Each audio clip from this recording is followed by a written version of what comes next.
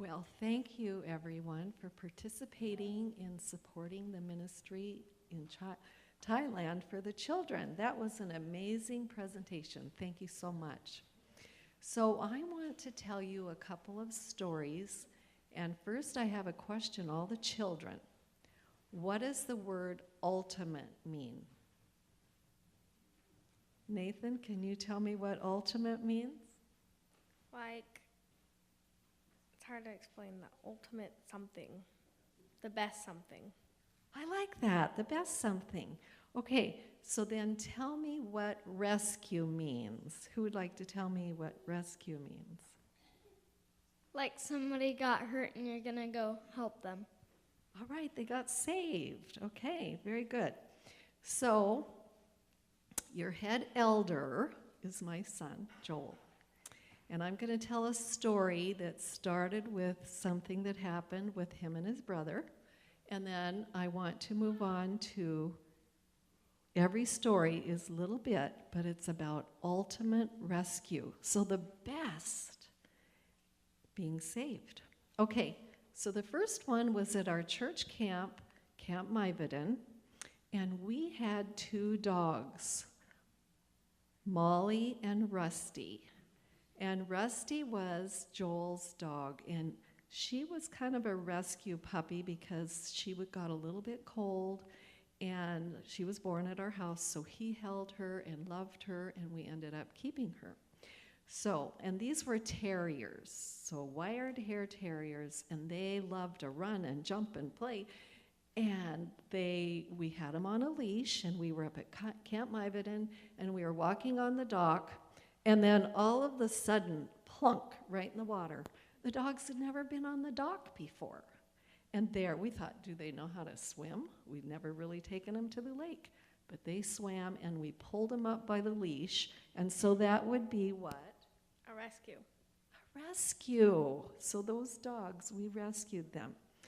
Now I want to tell you about another story that was a rescue. So the boys and I and their dad were walking up on Mount Rainier, beautiful Mount Rainier over near Seattle. And it was a Sabbath afternoon, and we'd been helping Grandma and Grandpa, and it was a chance to get away. Excuse me, and we were hiking. And then we started hiking in some snow. And Grandma, excuse me, had tennis shoes on. But we kept, and I had a skirt, and we just kept walking. And then to cross over to the next path, we had to walk on a tree that had fallen. So I got up there and I started walking. And the boys said, "No, Mom, no, we'll help you. You wait." Oh no, I had to go. And then I got scared and I jumped down into the creek. Well, there were rocks there. And what happens when rocks are in the water? They're slippery. So in and out went my ankle, and it broke it, but it just was in and out, and we were way high up on the mountain. So I sat there, their dad sat with me, and they had backpacks with our water and food, and they ran down to the ranger station. So there we sat without water and food, but they went way down the trail to the ranger station, and then everybody was so excited because this was in June, and it was the first accident, and they got to help, and that was so wonderful. And being a nurse, I didn't want to be on the litter and be pushed down the mountain, but I did. And I had tights on with my skirt, so I immediately took them off and wrapped my ankle. As a nurse, I did that.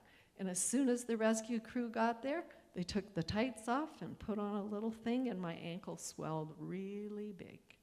But I was so embarrassed, but I was Rescued. I was rescued. Okay, then you guys all know this story. The children of Israel left Egypt, and they were so excited.